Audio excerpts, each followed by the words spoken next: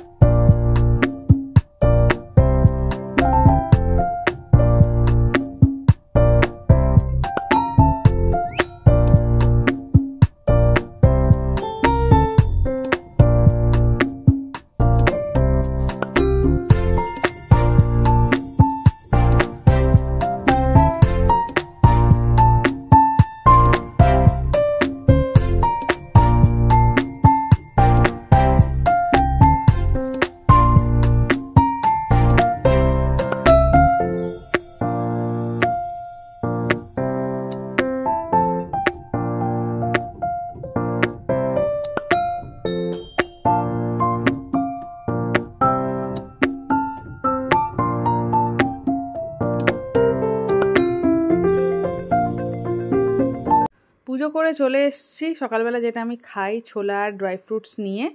আর কলাটা দেখতে পাচ্ছ রাখা আছে, কিন্তু আমি কলা খাইনি, ঠিক আছে। আর কড়াইয়ে তেল বসিয়ে দিয়েছি। আমি বলেইছিলাম যে মায়ের যতক্ষণ না হচ্ছে পুজো ততক্ষণ যার আগে হবে সে রান্নাঘরে ঢুকে যাবে। তো আমি ভাবলাম কয়েকটা ভাজা করে আমি এগিয়ে রাখছি। আর ভাজাগুলো করতে না টাইম লাগে এক একটা ভাজা করতে। তো প্রথমে আলু ভাজাটা চাপিয়ে দিলাম, তারপরে বেগুন ভাজা করেছিলাম, তারপরে দেখতে পাবে পটল ভাজা করেছি, তারপরে আর শ্যুটগুলো করিনি। তারপরে করেছিলাম হচ্ছে কি কুমড়ো ভাজা করে আমি তারপরে আর ভেন্ডি ভাজা করে আমি সরে গেছিলাম। তারপরে মা ততক্ষণে মায়ের পুজো হয়ে গেছিলো, তারপরে আমি ঢুকে গেছিলাম। আর এই যে বেগুন ভাজাটা ভাজলাম, তারপরে বেগুন ভাজা দিয়ে আমি রুটিও খেয়ে নিয়েছিলাম ব্রেকফাস্টে। তো দেখো ভাজাভুজিগুলো হচ্ছে। তো এখন বাজছে 12টা। আমি শুধু আলু ভাজা, বেগুন ভাজা আর কুমড়ো ভাজা করে সরে গেছি। মা হ্যান্ডওভার নিয়ে নিয়েছে রান্নাঘরের। আর মায়ের সঙ্গে অনেকদিন পরে মর্নিং গাইস, গুড আফটারনুন হয়ে যাবে, 12টা বাজছে। আর মা আমার গুড মর্নিং হবে, কেননা 12টা এখনো বাজেনি। আর মা এখন রান্নাঘর ঢুকে গেছে। এখন কি করছো? তরকারি। এখন তরকারি, এখনো দিদারা কেউ আসেনি, আসবে। চলো তোমাদেরকে দেখাই এখন রান্নাঘরে কি হচ্ছে। তো এখানে এখন পটল আলুর তরকারি হচ্ছে। আর এখন এখানে নিচে ভাজাগুলো করে রাখা হয়েছে আপাতত। আবার পোস্তর বড়া কখন করলে? সব করলাম, সব করবো। তো মা এখন ঢুকে গেছে ফর্মে, আমি বেরিয়ে গেছি। আর এখন আমি বসবো হচ্ছে, এখন বসে বসে মোবাইল দেখবো। আমার তো আর কোনো কাজ নেই। তো দেখো মামার বাড়ি থেকে সবাই চলে এসছে, এখানে মামা বসে আছে, আর এখানে দিদা, ওইদিকে মামি, ভাই, আর এদিকে চলছে টিভি। আর দিদাকে বললাম একটু হাই করে দাও সবাইকে। রান্না কত দূর বাবা? ঘেমে তো একাকার বাবারে। মাছ মাছ তো চিটে যাচ্ছে কেন কড়ায়? মাছ ভাজা চলছে, আর ওইদিকে হচ্ছে কুমড়ো দিয়ে মাছের মাথা দিয়ে, তাই তো? এইদিকে মাছ ভাজা চলছে, এখানে মাছ ভেজে রাখা হয়ে গেছে অর্ধেক, মাছের তেলও হবে। কটা রান্না বাকি আছে আর? এখন আর দুটো। বাবা ঘেমেও যে মানুষ এত সুন্দর লাগে নাকি দেখতে? আচ্ছা তুমি করো। এই যে এদিকে হয়ে গেছে এগুলো রান্না। এটা কি পনির? এটা পনির বানালাম, এখানে পনির হয়েছে, এটা আলু পটলের সব তরকারি, লাস্টে দেখাবো। এখানে শাক, এগুলো হোক, লাস্টে সব দেখাবো। এইটা হলো চিংড়ির মালাইকারি, লাস্টে হোক, তারপরে তোমাদের সঙ্গে সবটা শেয়ার করবো। হ্যাঁ। আর এখানে মামা, এখানে দিদা, এখানে মামি, ওখানে ভাই, এখানে টিভি চলছে, বাংলা সিনেমা, তাই দেখা হচ্ছে। তো গাইস এখন একদম লাঞ্চের টাইমে চলে এসেছি, আর এখানে মা ফুল কিনে রেখেছিল। মা ডেকোরেশন করে সাজিয়ে দিতে খুব ভালোবাসে বলে মা বললো তুই ফুলগুলো ডেকোরেট একটু করে দে, সাজিয়ে দে থালার পাশে পাশে। তো ওটাই সাজিয়ে দিচ্ছিলাম। আর যেটা 7 রকম ভাজা দেওয়ার কথা ছিল, মা দেখলাম 9 রকম ভাজা করে দিয়েছে অলরেডি। তোমাদের সঙ্গে এক্ষুনি শেয়ার করব যে কী কী লাঞ্চে ছিল।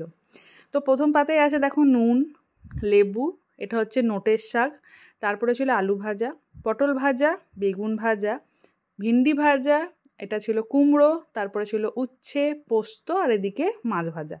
হয়ে গেল 9 রকম ভাজা। তারপরে চাটনি, ঝিঙে আলু দিয়ে মাছের ঝোল, তারপরে ছিল চিংড়ি মাছের মালাইকারি, কুমড়ো দিয়ে মাছের মাথা দিয়ে একটা তরকারি, আর এটা পনিরের তরকারি, তারপরে ছিল পটল আলুর তরকারি, এদিকে ছিল পায়েস, আর জল। জল তো থাকবেই। এটা হচ্ছে পুরোপুরি মেনু। আর হ্যাঁ, আরো দুটো জিনিস, আম, আর এদিকে দই মিষ্টি। ভাত হবে বলে এখন গেঞ্জি খুলে, এখন নতুন জামা যেটা মা দিয়েছে ওটা পরবে এখনো। এটা পরে আইবুড়ো ভাত খাবি, তাই তো? কি রে, তোর বিয়ে হচ্ছে নাকি? না না পইতে। হ্যাঁ পইতে? না না পইতে। কিন্তু বিয়ের মতনই তো দেখছি। এই যে সাজ হচ্ছে, সাজ বিয়ের মতনই সাজ। দেখি দাঁড়া, তোকে দেখায়। দেখা হলো নাকি? না ঠিক আছে, তো দেখি দেখি দাঁড়া, একশোটা দাঁড়া। বাহ,